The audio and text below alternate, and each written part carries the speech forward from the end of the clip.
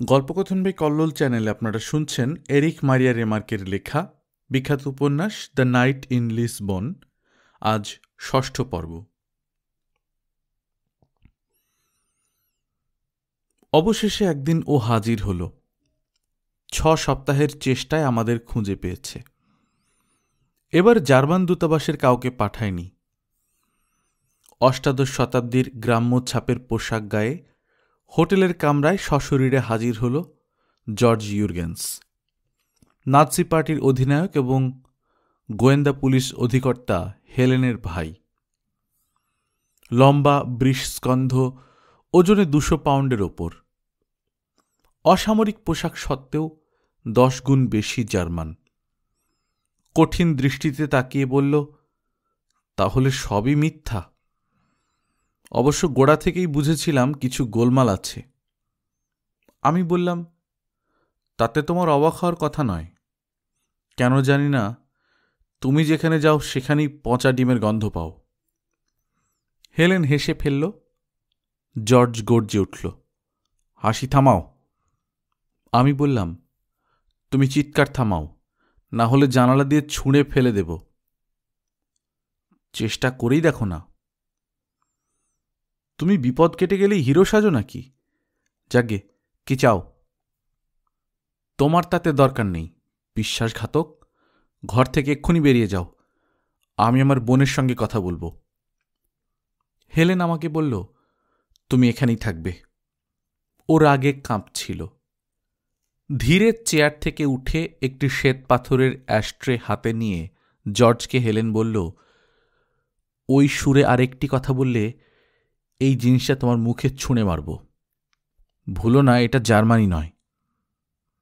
George বলল, দুর্ভাগ্যক্রমে এটা এখনও জার্মানি নয় বটে, কিন্তু আর দেরি নেই। কোনোদিন হবে না। তোমাদের অস্ত্রধারী পশুগুলি কিছুদিনের জন্য দখল করলেও এদেশ ফ্রান্সই থেকে যাবে। আর কিছু বলতে চাও? বলতে চাই, তুমি বাড়ি ফিরে চলো। তুমি জানো না, যুদ্ধ বাঁধলে এখানে তোমার কি হবে? বিশেষ কিছু হবে না। তোমাকে জেলে পুরবে। হেলেন সামান্য ঘাবড়িয়ে গেল।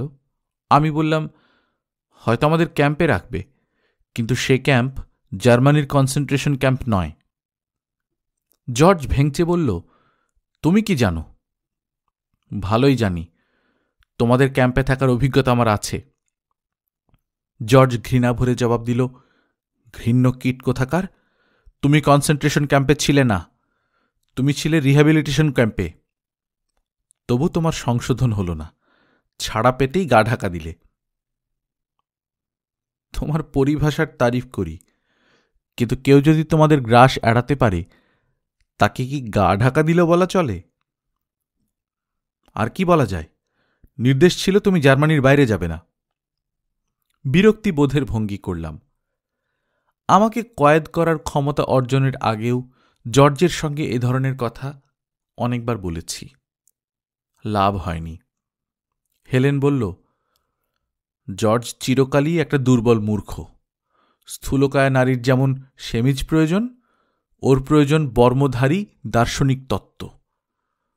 তর্ক করে লাভ নেই, ও অনেক কথাই বলবে, কারণ নিজে দুর্বল। জর্জ এবার আগের থেকে শান্তভাবে বলল, চুপ করো হেলেন, জিনিসপত্র গুছিয়ে নাও। আজ রাতের ট্রেন ধরব। অবস্থা খুব খারাপ। কত খারাপ? যুদ্ধ বাঁধবে, আমি সেই জন্য এসেছি। যুদ্ধ না বাঁধলেও আসতে, যেমন সুইজারল্যান্ডে এসেছিলে ২ বছর আগে। একজন অনুগত পার্টির সভ্যের বোন জার্মানিতে না থাকতে চাওয়ায় তোমার শিরোপীড়া হয়েছিল। আমাকে বুঝিয়ে জার্মানি ফিরতে বাধ্য করেছিলে সেবার। এবার আর ফিরছে না, আমি এখানেই থাকব।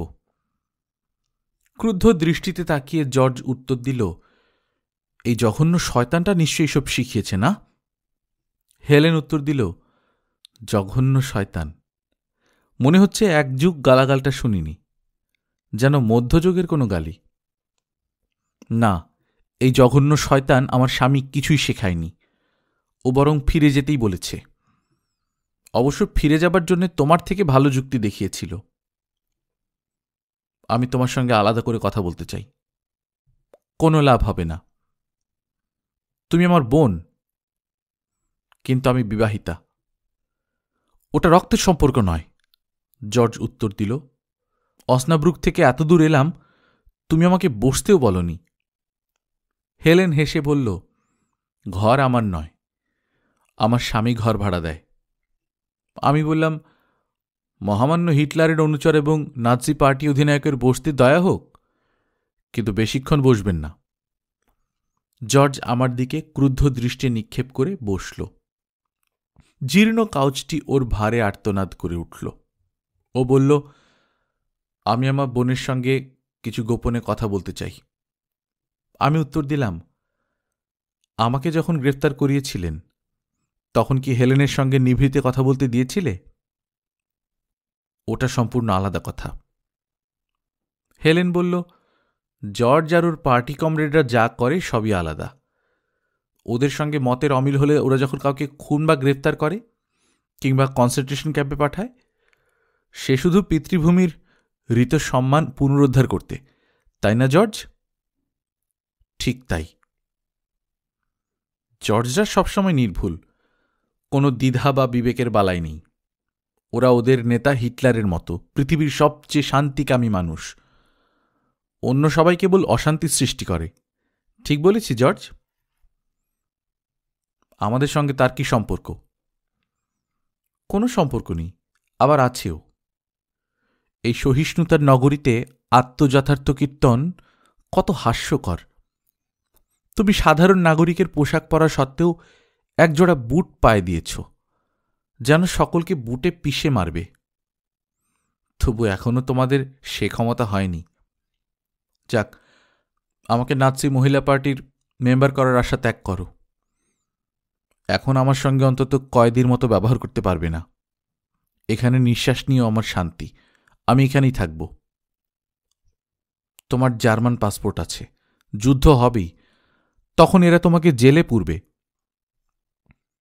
জার্মানির থেকে এখানে কয়েদ হওয়া শ্রেয়। জার্মানিতে নিশ্চয়ই আমাকে তালাবন্ধ করে রাখবে। মুক্ত বায়ুতে নিঃশ্বাস নিয়ে বুঝেছি তোমাদের ব্যারাক, মানুষ প্রজনন খামার এবং তোমাদের ওই বিকট হাঁকডাক থেকে দূরে থাকার কি আনন্দ! আগের মতো আর নিজের মুখে হাত চাপা দিতে পারব না। আমি উঠে পড়লাম। নাৎসি বর্বরের কাছে হেলেনের এত সাফাই গাওয়া, যার বিন্দু বিসর্গ ও বুঝতে চাইবে না, এ আমার অসহ্য লাগছিল। জর্জ ফোঁস করে বলল, সব দোসর, ওই বিশ্বনাগরিক তোমার মাথা খেয়েছে। একটু অপেক্ষা করো, তোমার খবর আমি নিচ্ছি। জর্জ উঠে দাঁড়াল। সহজেই ও আমাকে মারতে পারত। ওর শরীর এমনিতে আমার দ্বিগুণ, তার উপর জার্মান সংশোধনী শিবিরে থাকার ফলে আমার বাঁ হাতটি অবশ। হেলেন খুব শান্তভাবে বলল, তুমি ওর গায়ে একটা আঙুল লাগিয়ে দেখো। জর্জ গর্জে উঠল, কাপুরুষ, তোমার জন্যই ও পার পেয়ে যায়। শোয়ার্টস একটু থেমে আবার বললেন, নৈতিক শক্তির কাছে পশু শক্তি নতি স্বীকার করতে বাধ্য। তবে পশু শক্তির মোকাবেলা পশু শক্তি দিয়েই করতে না পারার গ্লানি আছে। সেই গ্লানি মুক্তির জন্য অনেক কৈফিয়তই খুঁজতে হয়। আপনি বুঝতে পারছেন? আমি সায় দিলাম, হ্যাঁ বুঝতে পারছি। আপাত দৃষ্টিতে মনে হয় অযৌক্তিক, তবু সে গ্লানি আমাদের পীড়া দেবেই। শোয়ার্টস বললেন, জর্জ মারলে নিশ্চয়ই আত্মরক্ষা করতাম। ওকে থামিয়ে দিয়ে বললাম, কথা কেন বলছেন মিস্টার শোয়ার্টস? আমার কাছে তো কৈফিয়তের প্রয়োজন নেই। উনি দুর্বল হেসে উত্তর দিলেন, তা ঠিক, তবু কৈফিয়ত না দিয়ে পারি না। এতে অন্তত আমার আত্মগ্লানির গভীরতা আন্দাজ করতে পারবেন। পৌরুষের দম্ভ কাটিয়ে ওঠা বোধহয় আমাদের পক্ষে কখনোই সম্ভব নয়, কি বলেন? জিজ্ঞেস করলাম, তারপর কি হলো? মারামারি করলেন? না। জর্জের ভঙ্গি দেখে হেলেন আমাকে বলল, ওই আহাম্মকের দিকে তাকানোর দরকার নেই। ও ভাবছে তোমাকে ঘা কতক লাগাতে পারলেই আমার চোখে তোমার কাপুরুষতা প্রমাণ হয়ে যাবে, আর আমি কাপুরুষকে ত্যাগ করে সেই রাজ্যে যাওয়ার জন্য ব্যাকুল হব যেখানে বজ্রমুষ্টির জয় জয়কার। তারপর জর্জের দিকে ফিরে বলল, কাকে কাপুরুষ বলছ? ও যে সাহসের পরিচয় দিয়েছে তা তোমাদের কল্পনাতীত। ভাবতে পারো আমাকে নিয়ে আসার জন্য জার্মানি গিয়েছিল? জর্জের চোখ বিস্ময়ের ঠেলে বেরোচ্ছিল। কি বললে? জার্মানি গিয়েছিল?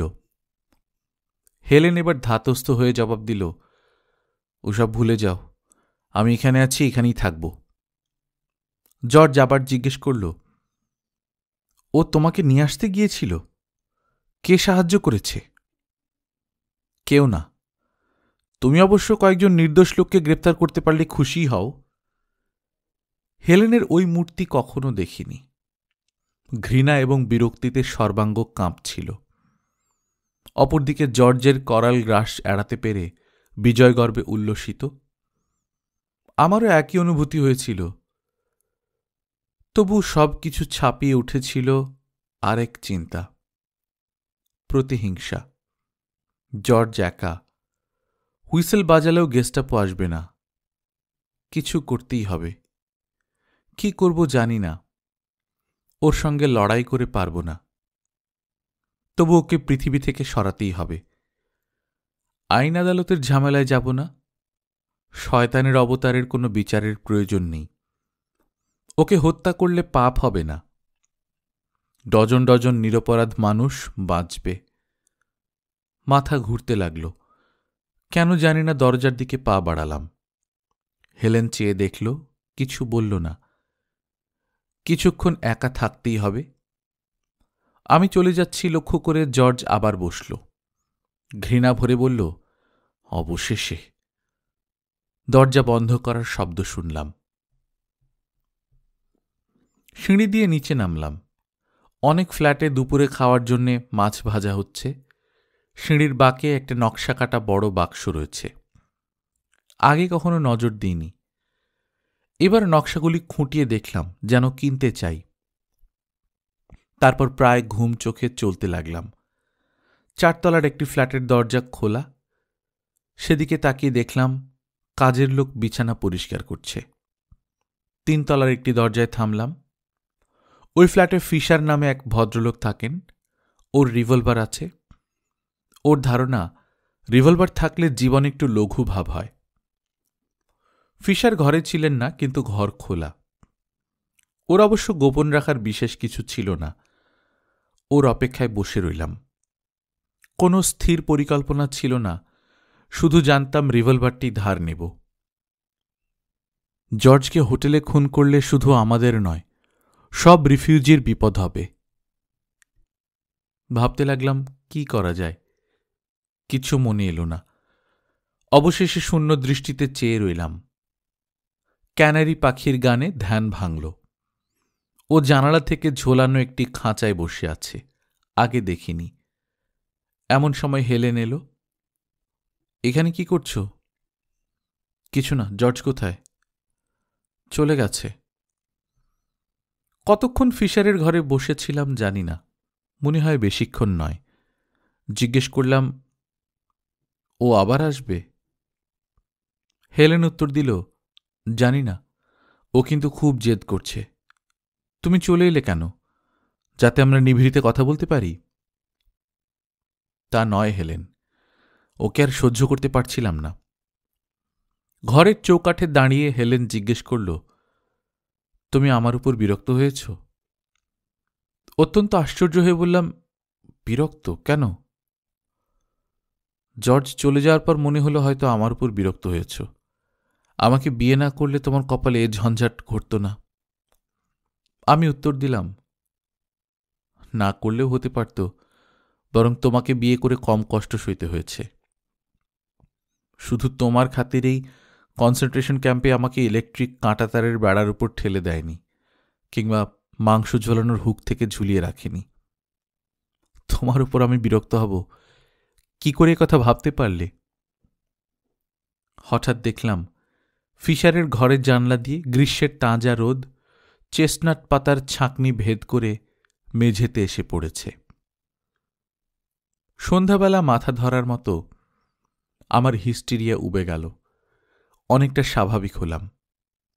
বুঝলাম আমি গ্রীষ্মের প্যারিতে। গ্রীষ্ম যেখানে আনন্দের বেসাতি খুলে ধরেছে। এই প্যারিতে মানুষকে ইঁদুরের মতো গুলি করে মারার চিন্তা একেবারে উদ্ভট। হেলেনকে বললাম, আমি বরং ভাবছিলাম আমার উপর বিরক্ত হওয়ার, এমনকি আমাকে ঘৃণা করার কারণও তোমার আছে। তোমাকে ঘৃণা করব? হ্যাঁ হেলেন, কারণ তোমার ভাইকে তাড়াতে পারিনি। কারণ দুজনে কয়েক মিনিট চুপচাপ বসে রইলাম। তারপর বললাম, এই ঘরের মধ্যে বসে থেকে কি হবে? ওপরে আমাদের ফ্ল্যাটে গেলাম। আমি বললাম, হেলেন, জর্জ যা বলেছে তা সত্যি।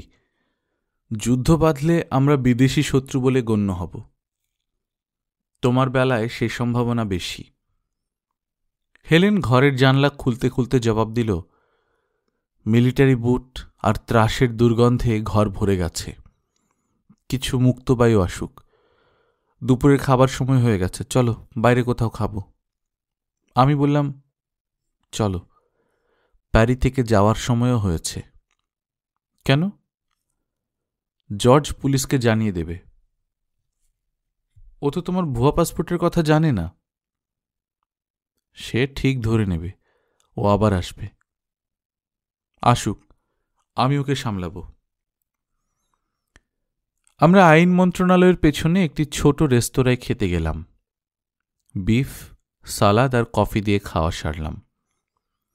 এখনো পাউরুটিগুলির মাথার সোনালি আর কফি পেয়ালার গায়ের রং স্পষ্ট মনে পড়ে। খুব পরিশ্রান্ত লাগছিল, তবু বিশ্বের কাছে কৃতজ্ঞতায় মন ভরে গিয়েছিল। মনে হচ্ছিল গভীর অন্ধকার নোংরা নালায় পড়ে গিয়েছিলাম। এবার উঠে এসেছি। পেছনে তাকানোর সাহসটুকুও হারিয়েছি, কারণ আমিও যে ওই ময়লার অংশ। লাল সাদা চেক কাটা টেবিল ক্লথে ঢাকা টেবিলে বসে মনে হচ্ছিল স্নান করে পরিষ্কার পরিচ্ছন্ন হয়েছি, আর জীবাণুস্পর্শের ভয় নেই। মদের বোতলে সোনালি রোদ ঠিকরে পড়ছে। একরাশ ঘোড়ার বিষ্ঠার উপর শালিক ঝগড়া করছে। রেস্তোরাঁ মালিকের পোষা বেড়ালটি পেট ভর্তি করে খেয়ে ওদের দিকে অলসভাবে তাকিয়ে আছে। সামনের বাগান থেকে মৃদু বাতাস বইছে।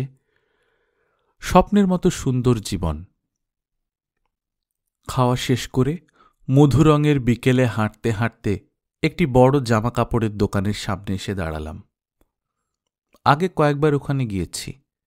হেলেনকে বললাম, তোমাকে একটা জামা কিনে দিই। হেলেন বলল, যুদ্ধ বাঁধছে না, এখনও তো খরচ করবে। যুদ্ধ বাঁধছে বলে এখনই কিনব। আচ্ছা। দোকানে ঢুকে রাস্তার দিকে চেয়ে বসলাম। একটু পরে দোকানদার পোশাকের রাশি হাজির করল। হেলেন একের পর এক পোশাক পরীক্ষা করে দেখতে লাগল। অন্য মহিলাদের গলার আওয়াজ শুনছিলাম। চোখ ফিরিয়ে এক একবার হেলেনের নগ্ন বাদামি পিঠ দেখছিলাম। হেলেনকে পোশাক কিনে দেওয়ার আসল কারণ মনে পড়ায় ঈষৎ লজ্জা হচ্ছিল। এই যেন সেদিন জর্জ এবং আমার অক্ষমতার বিরুদ্ধে এক প্রকার বিদ্রোহ, নিজের সাফাই গাওয়ার এক বালসুলভ প্রচেষ্টা। অলস আত্মসমালোচনা বিঘ্নিত হল তখন, যখন দেখলাম নতুন পোশাক পরে হেলেন আমার সামনে দাঁড়িয়ে। উজ্জ্বল রঙের স্কার্ট আর কালো রঙের খাটো টাইট ফিটিং সোয়েটার গায়ে দিয়েছে। সানন্দে বললাম, চমৎকার, এইটাই নাও। হেলেন বলল, অনেক বেশি দাম। দর্জি বলল, পোশাকটি নামজাদা দোকানের মডেল অনুযায়ী তৈরি। বুঝলাম এটি মোলায়েম মিথ্যা। তাতে কিচ্ছু আসে যায় না। নতুন পোশাক নিয়ে খুশি মনে দোকান থেকে বেরোলাম। আর্থিক ক্ষমতার বাইরে এমন কিছু কেনার তৃপ্তি আছে। সহজেই মন থেকে জর্জের ছায়া মুছে গেল। হেলেন সেই সন্ধ্যায় পোশাকটি পরল। পরদিন রাতেও পরেছিল। দুজনে জানলার পাশে বসে চন্দ্রালোকিত প্যারির পানে চেয়ে রইলাম। রাত কেটে গেল। সে স্মৃতির আর কতটুকু আছে? এর মধ্যেই বিবর্ণ হয়ে আসছে। কালের জ্যোতিরেখাও অস্পষ্ট। ল্যান্ডস্কেপগুলি বৈশিষ্ট্য হারিয়ে ফেলেছে। শুধু পড়ে আছে ক্ষণে ক্ষণে পরিবর্তনশীল আলোকের নিচে একটি চিত্র। চিত্রটিও ঠিক সুসংবদ্ধ নয়। স্মৃতির অন্ধকার নির্ঝরিণী থেকে উঠে আসা কয়েকটি বিচ্ছিন্ন ছায়ামূর্তি মাত্র। হোটেলের জানালা, একটি নগ্ন পিঠ, বাতাসে ভাসা প্রেতের মতো কয়েকটি ফিস ফিস করে বলা কথা, সবুজ ছাদে আলোর প্রতিফলন, রাতে নদীর গন্ধ, নটরডাম গির্জার ধূসর পাথরের উপর চাঁদের আলোর খেলা, ভক্তিমাখা ওর মুখ, পিরেনিস পাহাড়ের কোলে আর এক মুখ, সব শেষে ওর শক্ত হয়ে যাওয়া মুখ, যা আগে কখনো ওরকম দেখিনি। আমার সব স্মৃতি আবছা করে দিচ্ছে, যেন বাকিগুলি মায়া আর ভুল। শোয়ার্টস মাথা তুললেন। বিষাদ ক্লিষ্ট মুখে জোর করে হাসি আনার চেষ্টা স্পষ্ট। নিজের মাথার দিকে দেখিয়ে বললেন, কি আর আছে এখানে? মনটারও এখন ঘুণ ধরা আলমারির মতো অবস্থা। ওখানে কিছুই অক্ষত থাকবে না। তাই তো আপনাকে এই কাহিনী শোনাচ্ছি। আপনার কাছে এই কাহিনী সম্পূর্ণ নিরাপদ থাকবে। আমাকে বাঁচিয়ে রাখতে স্মৃতি একে মুছে দেবে, কিন্তু আপনার স্মৃতি আপনাকে বাঁচানোর জন্য একে মুছবে না। আমি অযোগ্য, আমি অপটু। এখনও সেই শক্ত হয়ে যাওয়া মুখ ক্যান্সারের মতো অন্য স্মৃতিকে তাড়িয়ে বেড়াচ্ছে। কিন্তু ওর অন্য মুখগুলিও তো আসল। ওরা আমাদের জীবন, আমাদের চেনা। সেই অচেনা অসহ্য শেষ শক্ত মুখ। জিজ্ঞেস করলাম, আপনারা প্যারিতে রয়ে গিয়েছিলেন? জর্জ আরেকবার এসেছিল, আমি ঘরে ছিলাম না। ও প্রথমে আবেগ দিয়ে এবং পরে ধমক দিয়ে চেষ্টা করেছিল। হোটেল থেকে বেরোবার মুখে আমাকে থামিয়ে বলল, নোংরা কীট কোথাকার, আমার বোনটাকে শেষ করে দিচ্ছ। আর কিছুদিন অপেক্ষা করো, তোমাদের দুজনকেই ধরব। তারপর বন্ধু নতজানু হয়ে প্রাণ ভিক্ষা করবে, অবশ্য তখনও যদি তোমার বাকশক্তি থাকে। বললাম, হ্যাঁ, সেটা অনুমান করাই যাচ্ছে। কিছুই অনুমান করতে পারছ না।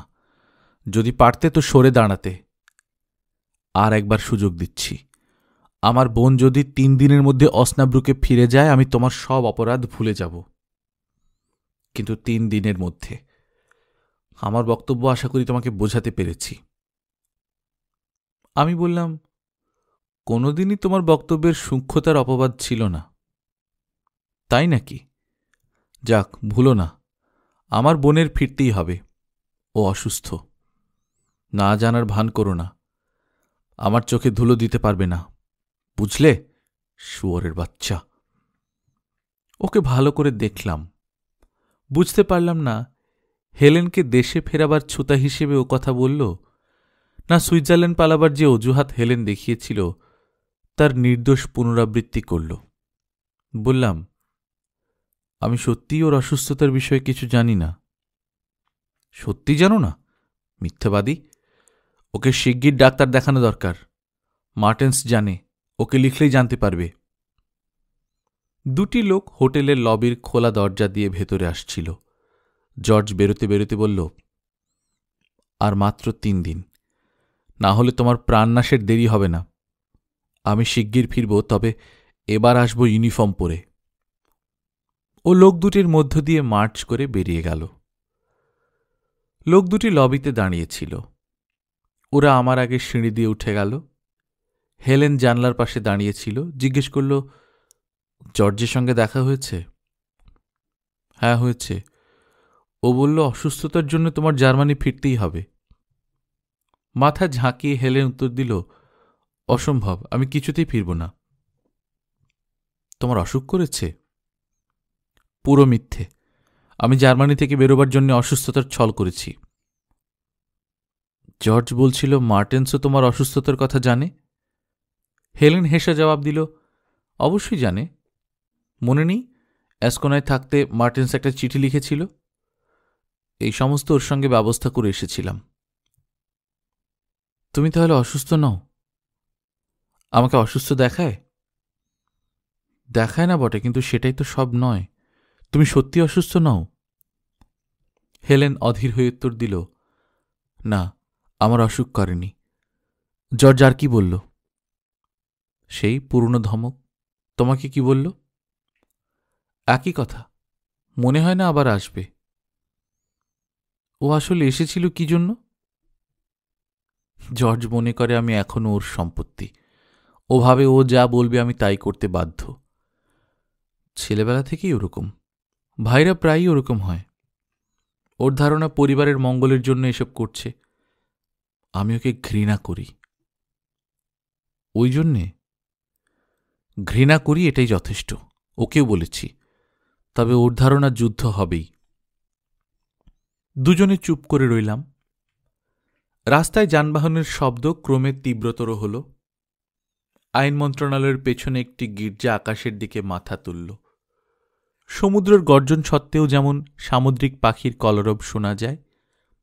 পথের কোলাহল ভেদ করে সান্ধ্য খবর কাগজওয়ালাদের হাঁকাহাঁকি কানে এলো। আমি বললাম, তোমাকে রক্ষা করার ক্ষমতা আমার নেই হেলেন। জানি। ওরা হয়তো তোমাকে কয়েদ করবে। তোমার কি করবে? হয়তো আমাকেও করবে, কিন্তু দুজনকে একসঙ্গে রাখবে না। হেলেন মাথা নেড়ে সায় দিল। আমি বললাম, বুঝতেই পারছ, ফরাসি জেলগুলো আর যাই হোক অবসর যাপনের শ্রেষ্ঠ স্থান নয়। আর জার্মান জেল? জার্মানিতে তোমাকে জেলে পুরবে না, সে কথা তুমি জানো।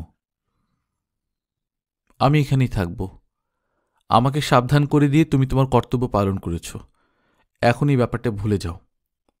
এরপর আর এই ব্যাপারে তোমার কোনো দায় নেই। সোজা কথা, আমি কিছুতেই ফিরব না। আমি অবাক হয়ে তাকালাম। ও উদ্ধত হয়ে বলল, নিরাপত্তা চুলোয় যাক, অনেক আগেই আমার সাবধান থাকায় ঘেন্না ধরেছে।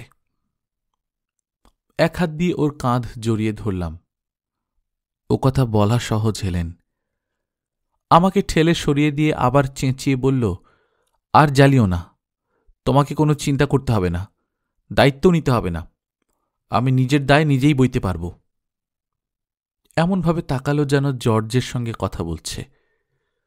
আবার বলল, মুরগি মায়ের স্বভাব ছাড়ো, যেন কিছু বোঝো না।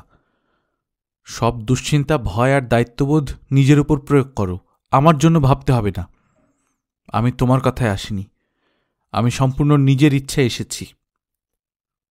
আমি জানি হেলেন। এবার ও খুব কাছে এসে বসল। নরম সুরে বলল, বিশ্বাস করো, আমি আর জার্মানিতে থাকতে পারছিলাম না। একাই পালাতাম। শুধু ঘটনাচক্রে তোমার সঙ্গে যোগাযোগ হয়ে গেল। নিরাপত্তাই জীবনের সব নয়। হ্যাঁ, সেটা ঠিক হেলেন, কিন্তু যাকে ভালোবাসি তার নিরাপত্তার চিন্তা এড়াতে পারি না। নিরাপত্তা বলে সত্যি কিছু নেই। আমাকে বলতে দাও। আমি জানি, আমি তোমার থেকে ভালো করেই জানি। তুমি বুঝবে না আমি এই ব্যাপারে কত চিন্তা করেছি। এ প্রসঙ্গ ছাড়ো, চলো, বাইরে প্যারির সন্ধ্যা আমাদের ডাকছে। একান্ত যদি জার্মানি ফিরতে না চাও, অন্তত সুইজারল্যান্ডে থাকতে পারো। জর্জ বলেছে, প্রথম বিশ্বযুদ্ধে কাইজারের সৈন্য যেমন বেলজিয়ামে ঢুকেছিল, নাৎসিরা এবার সেইভাবে সুইজারল্যান্ডে ঢুকবে। জর্জ সব জানে না। হেলেন বলল, বরং এখানেই থাকা যাক, হয়তো যুদ্ধ বাঁধবে না।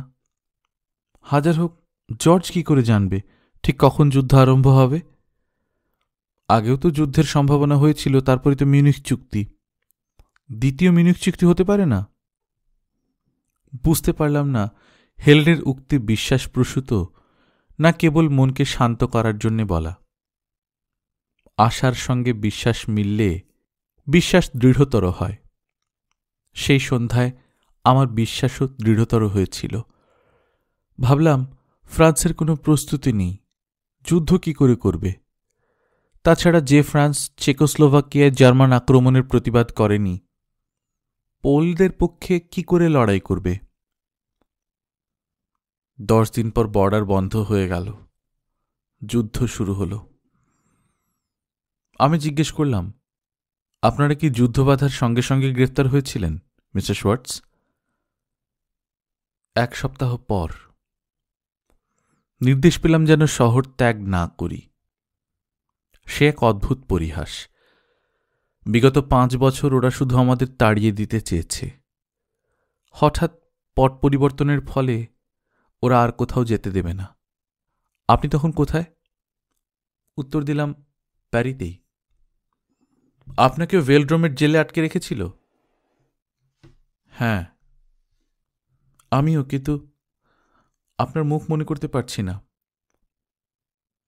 ভেলড্রোমের হাজার হাজার রিফিউজির মধ্যে আমাকে চিনে রাখা সম্ভব নয়, মিস্টার শোয়ার্টস। মনে পড়ে, যুদ্ধ শুরুর কয়েকদিন আগে প্যারি নিষ্প্রদীপ করা হয়েছিল। হ্যাঁ, মনে আছে। যেন গোটা পৃথিবী অন্ধকার হয়ে গেল। তখন রাস্তায় ছোট ছোট নীল বাতি দেখে হাসপাতালের রাতের আলোর কথা মনে পড়ত। মনে হতো গোটা শহর অসুস্থ। ভাবলাম, মৃত শোয়ার্টসের ছবিগুলোর একটি বিক্রি করে হাতে কিছু নগদ টাকা রাখলে ভালো হয়। একজন চিত্র ব্যবসায়ীর কাছে গেলাম। সে যৎসামান্য দাম দিতে চাইল। ওকে বেচলাম না, এক ধনী রিফিউজিকে বেচলাম। জার্মানিতে থাকতে উনি চলচ্চিত্র শিল্পের সঙ্গে যুক্ত ছিলেন। উনি তখন নগদ টাকায় আস্থা হারিয়েছিলেন। তাই যা কিছু মূল্যবান দেখেন তাতেই টাকা লগ্নি করেন। আমার শেষ ছবিটি হোটেল মালিকের জিম্মায় রেখেছিলাম। তারপর একদিন বিকালে দুজন পুলিশ এলো। ওরা হেলেনকে বিদায় জানাতে বলল। হেলেন পাংশু মুখে আর জ্বলন্ত চোখে দাঁড়িয়েছিল। ও ফুঁসে উঠল, এ অসম্ভব। আমি বললাম, এ রূঢ় বাস্তব। পরে ওরা তোমার খোঁজেও আসবে। পাসপোর্টগুলি সযত্নে রেখো, ফেলে দিও না। একটি পুলিশ পরিষ্কার জার্মান ভাষায় বলল, হ্যাঁ, পাসপোর্টগুলো ঠিক রাখবেন। আমি বললাম, ধন্যবাদ। অন্তত বিদায় নেবার জন্যে আমাদের একটু নিভৃতে কথা বলতে দেবেন। পুলিশটি দরজার দিকে তাকালো। বললাম, ভয় নেই, পালাবো না। সে মতলব থাকলে আগেই পালাতে পারতাম। ও সম্মতি দিল। আমরা ঘরের ভেতর গেলাম। ওকে দুহাতে জড়িয়ে ধরে বললাম, বাস্তব আর স্বপ্ন কখনো এক হয় না হেলেন। ও ভেঙে পড়ল, জিজ্ঞেস করল, কি করে তোমার সঙ্গে যোগাযোগ করব? আমরা শেষ মুহূর্তের কয়েকটি জরুরি আলোচনা সেরে নিলাম। প্যারিতে যোগাযোগের নতুন ঠিকানা স্থির করলাম। আমাদের হোটেল আর একটি ফরাসি বন্ধু। দরজায় টোকা পড়ল। দরজা খুললাম। পুলিশটি বলল, 2-1 দিনের ব্যাপার, একটা কম্বল আর সামান্য কিছু খাবার নিয়ে নিন। কিছু খাবার আর একটি কম্বল মুড়ে আমার হাতে দিয়ে হেলেন পুলিশটিকে জিজ্ঞেস করল, সত্যি কি 2-1 দিনের ব্যাপার? ও উত্তর দিল, বড় জোরে 1 কি 2 দিন, পরিচয়পত্রাদি পরীক্ষা করা হবে। পরে ও কথা অনেকবার শুনতে হয়েছে। শোয়ার্টস পকেট থেকে সিগারেট ধরিয়ে বললেন, আশা করি এই পর্বের সঙ্গে আপনার পরিচয় আছে। থানার অপেক্ষা, ক্রমবর্ধমান রিফিউজির ভিড়, তাদের সবাইকে বিপজ্জনক নাৎসির মতো ঘিরে রাখা, ফসল বইবার গাড়িতে সদর পুলিশ দপ্তর যাত্রা, তারপর সেখানে অনন্তকাল অপেক্ষা। আপনাকে লেপিন হলে যেতে হয়েছিল? ঘাড় নেড়ে সায় দিলাম। লেপিন হল প্যারির পুলিশ সদর দপ্তরের একটি বিরাট হলঘর। ওখানে সাধারণত পুলিশদের শিক্ষামূলক চলচ্চিত্র দেখানো হতো। ঘরের ভেতর একটি সিনেমার পর্দা আর কয়েকশো লোক বসবার জায়গা আছে। আমি বললাম, ওখানে আমাকে 2 দিন থাকতে হয়েছিল। রাতে কয়লা রাখার একটা বড় জায়গায় বেঞ্চি পেতে শুতে দিত। সকালে ভূতের মতো সারা গায়ে কালি মেখে উঠতাম। শোয়ার্টস বললেন, বেশ কয়েক রাত চেয়ারে বসে কাটাতে হয়েছিল। খুব নোংরা দেখাত। ওরা অবশ্য আগেই আমাদের জঘন্য অপরাধের আসামি ধরে নিয়েছিল। জর্জ শেষ পর্যন্ত জব্দ করলই। প্যারির পুলিশ সদর দপ্তরের কোনো কর্মীর মাধ্যমে আমাদের ঠিকানা জুটিয়েছিল। তাকে আমাদের সঙ্গে ওর সম্পর্ক এবং নিজের নাৎসি পার্টি মেম্বারশিপের কথা বলে দেয়। ফলে ওরা আমাকে নাৎসি গুপ্তচর মনে করল। দিনে 4 বার জর্জ এবং নাৎসি পার্টির সঙ্গে আমার সম্পর্কের বিষয়ে জিজ্ঞাসাবাদ করত। প্রথমে হেসে উড়িয়ে দিয়ে বলতাম, আমার সাথে ওদের সম্পর্কের প্রসঙ্গটাই উদ্ভট। পরে বুঝলাম, উদ্ভট বলে কিছু উড়িয়ে দেয়া কত শক্ত। যুদ্ধ এবং আমলাতন্ত্রের চাপে যুক্তির দেশ ফ্রান্সও তখন পাগল হয়ে গিয়েছে। মানুষ আর মানুষ নেই। মিলিটারির সঙ্গে সম্পর্ক হিসেবে তখন মানুষের শ্রেণী বিভাগ হতো, সৈনিক, সৈনিক হবার যোগ্য, শত্রু ইত্যাদি। লেপিন হলে তৃতীয় দিন অত্যন্ত ক্লান্ত হয়ে পড়েছিলাম। আমাদের কয়েকজনকে অন্য কোথাও নিয়ে যাওয়া হলো। বাকি সবাই ঘুমানো, খাওয়া আর চাপা কথাবার্তা বলতেই ব্যস্ত। জীবনের অর্থ দাঁড়িয়েছিল অতি প্রয়োজনীয় কয়েকটি বস্তু মাত্র। তবু ভেঙে পড়িনি, কারণ জার্মান কনসেন্ট্রেশন ক্যাম্পের তুলনায় ওটা কোনো কষ্টই নয়। এখানে উত্তর দিতে দেরি করলে বড় জোর লাথি মারত বা জোরে ধাক্কা দিত। যা হোক, পুলিশ সব দেশে প্রায় এক ধরনেরই হয়। অতবার জিজ্ঞাসাবাদের ফলে ক্লান্ত হয়ে পড়েছিলাম। সিনেমা দেখানোর উঁচু মঞ্চে পর্দার নিচে পাহারাদাররা ষাঁড় বেঁধে বন্দুক হাতে পা ছড়িয়ে বসে, মঞ্চের নিচে আমরা। জীবনের আরেক ভয়াবহ প্রতিকৃতি। আপনি হয় পাহারাদার, নয় বন্দী। শুধু শূন্য পর্দায় কি ধরনের ছবি দেখবেন সেটা বেছে নেয়ার স্বাধীনতা থাকবে। শিক্ষামূলক, মিলনান্তক না বিয়োগান্তক। অবশেষে রয়ে যাবে শূন্য পর্দা, তৃষিত হৃদয় আর রাজশক্তির মূর্খ পাহারাদার, যারা নিজেদেরকে মনে করে সদা নির্ভুল এবং অমর। এই পট কোনোদিন পাল্টাবে না। হয়তো আমি একদিন নিঃশেষ হয়ে যাব, তবু তাতে কোথাও ইতর বিশেষ হবার সম্ভাবনা নেই। আপনারও বোধহয় এরকম অভিজ্ঞতা হয়েছে যখন আশার মৃত্যু ঘটে। আমি মাথা নেড়ে সায় দিয়ে বললাম, বরং বলুন নীরব আত্মহত্যার মুহূর্ত। সব প্রতিরোধ শক্তি ভেঙে পড়ে, চিন্তা করে কাজ করা চলে না। মানুষের শেষ পদক্ষেপটিও তখন বিনা বিচারে প্রায় দুর্ঘটনার মতো করে ফেলে। শোয়ার্টস বলে চললেন।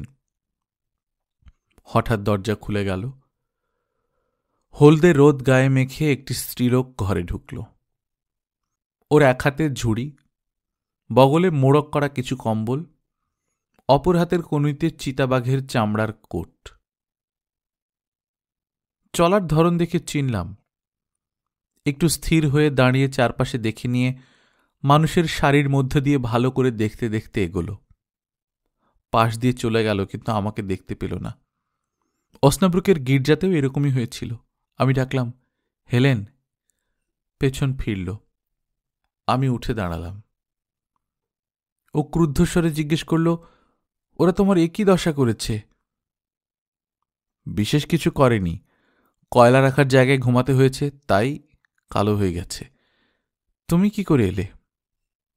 ও গর্ব ভরে বলল, আমিও গ্রেপ্তার হয়েছি। অবশ্য অন্য মেয়েদের আগেই হয়েছি। জানতাম এখানে তোমার সঙ্গে দেখা হবে। তোমাকে কেন গ্রেপ্তার করল? তোমাকে কেন করল? এরা আমাকে গুপ্তচর মনে করে। আমাকেও করে, কারণ আমার চালু পাসপোর্ট আছে। কি করে জানলে?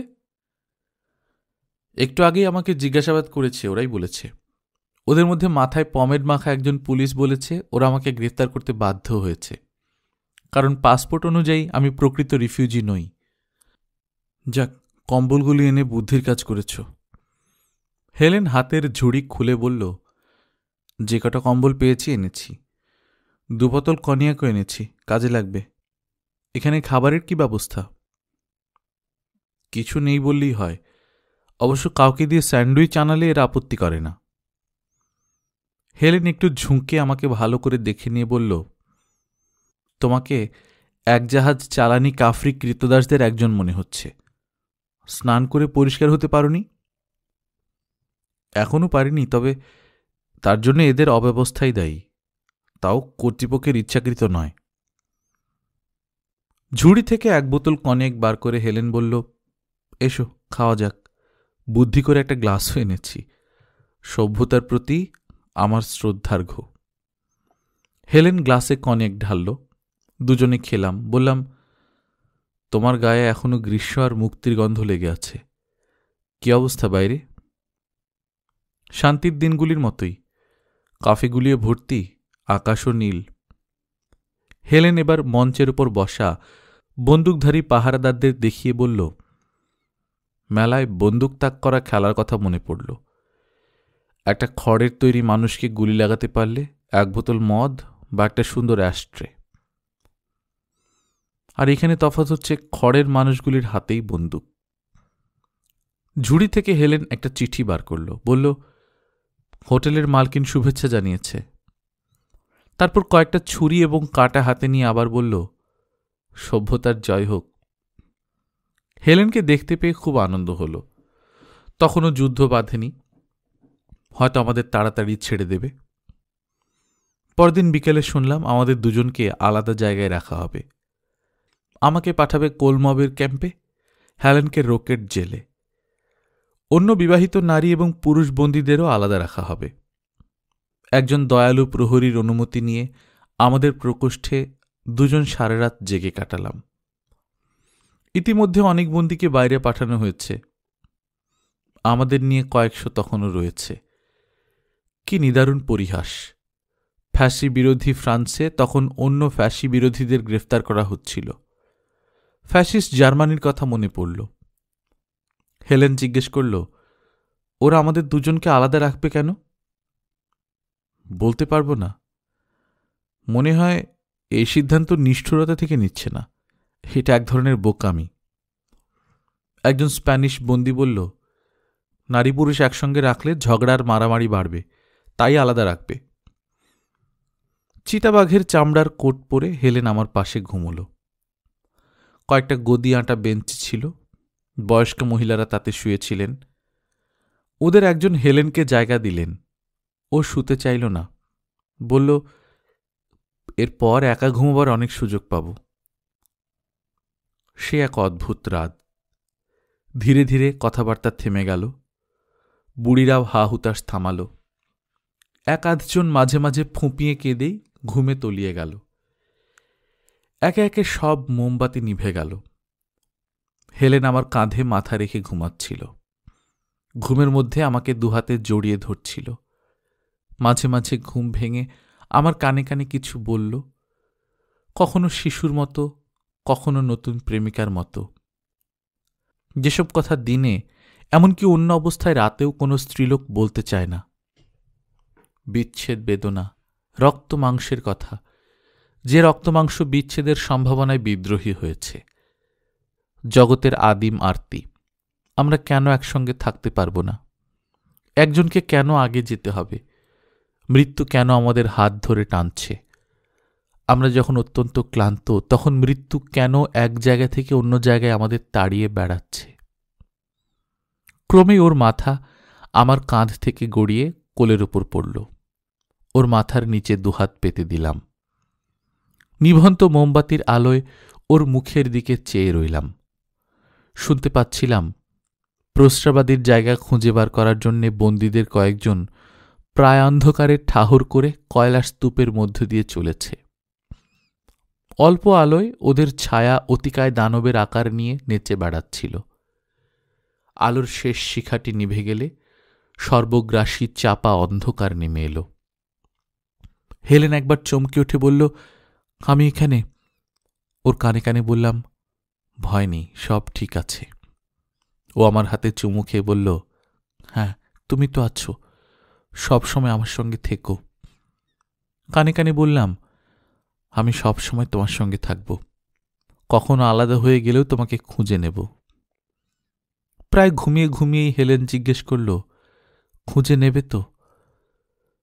তোমাকে সব সময় খুঁজে নেব হেলেন, যেখানেই থাকো আমি তোমায় খুঁজে নেব।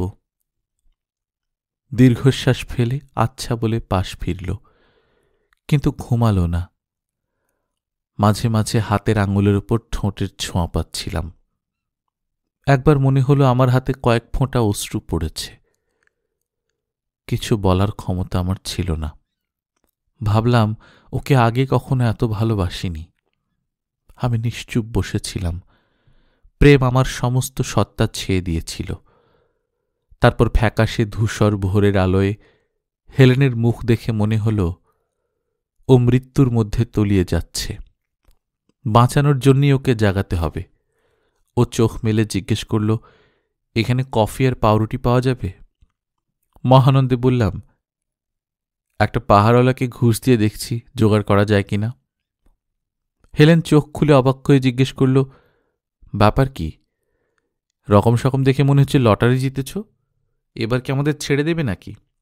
বললাম, ওরা ছেড়ে দেবে কিনা জানি না, আমি নিজেকে মুক্তি দিয়েছি।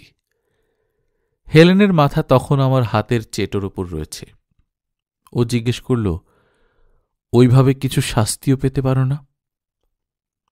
হ্যাঁ, ঠিক বলেছ, ওইভাবেই বেশ কিছুকাল শাস্তি পেতে হবে। আমার মন দিয়ে যদি দেখতে চেষ্টা করো তাতে স্বস্তি পাবে, সন্দেহ নেই। হেলেন হাই তুলে বলল, স্বস্তি খুঁজলে সবকিছুতেই সারা জীবন স্বস্তি পাওয়া যায়।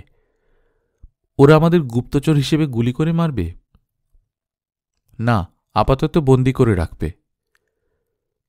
যেসব রিফিউজিকে গুপ্তচর মনে করেনি তাদেরও বন্দি করে রাখবে।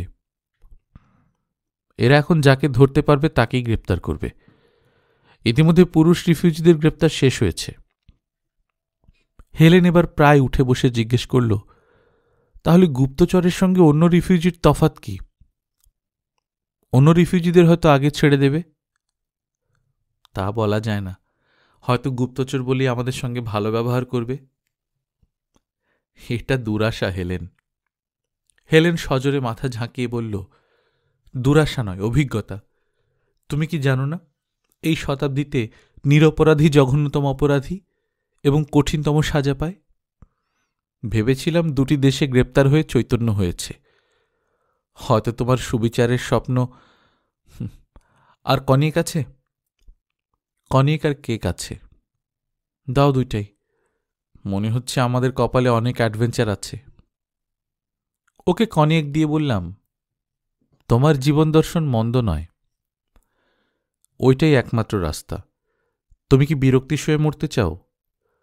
সুবিচারের স্বপ্ন দূরে সরিয়ে রাখতে পারলে সব যন্ত্রণাকে অ্যাডভেঞ্চার মনে করা সম্ভব। মানছ আমার কথা? কনিয়াকের মদিরা এবং কেকের মিষ্টি সুবাস হেলেনকে ঘিরে আনন্দের বৃত্ত রচনা করল। ও মহানন্দে খাচ্ছিল। আমি বললাম, ভাবতে পারিনি এই অত্যাচার তুমি এত সহজভাবে নেবে। ঝুড়ি থেকে কিছু পাউরুটি তুলে নিয়ে বলল, আমার জন্য ভেবো না, আমি ঠিক চালিয়ে নেব। তোমার এবং স্ত্রীলোকের কাছে ন্যায় বিচারের অর্থ এক নয়। তাহলে কিসের মূল্য স্ত্রীলোকের কাছে সর্বাধিক? এই জিনিসের। ও আঙুল দিয়ে পাউরুটি, কেক এবং কনিয়াকের বোতল দেখিয়ে বলল, খেতে থাকো প্রিয়তম, আমাদের দীর্ঘ পথ অতিক্রম করতে হবে। 10 বছর পর চলার যোগফলের নামকরণ হবে অ্যাডভেঞ্চার। তার প্রতিটি তুচ্ছ ঘটনা পরে বন্ধুবান্ধবের কাছে সবিস্তারে বর্ণনা করতে পারবে, যদি এখন প্রাণ ভরে খেয়ে নাও। যা খেয়ে নেবে তা বয়ে বেড়াতে হবে না। আপনাকে যথাসম্ভব খুঁটিনাটি বাদ দিয়ে বলছি। সে সময় রিফিউজিদের দুর্গতির কথা আপনি ভালোই জানেন। কোলমবের শিবিরে আমার অল্পদিন থাকতে হয়েছিল। হেলেনকে ওরা রকেট বন্দিশালায় পাঠাল। কোলমবের শিবিরের শেষ দিনে প্যারির হোটেল মালিক হাজির হল। ওকে দূর থেকে দেখলাম। আমাদের কথা বলার অনুমতি ছিল না। ও একটি কেক এবং 1 বোতল কনিয়েক রেখে গেল। কেকের মধ্যে একটি চিঠি। আপনার স্ত্রী সুস্থ আছেন, ভালো আছেন, উনি বিপদমুক্ত।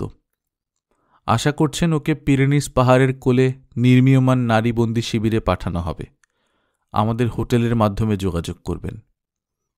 হেলেনের চিঠিও পেলাম। চিন্তা করো না, বিপদ কেটে গেছে। এখনও অ্যাডভেঞ্চার মনে হয়। শিগগির দেখা হবে। ভালোবাসা নিও। অনেক বাধা অতিক্রম করেও চিঠিটি পাঠিয়েছে।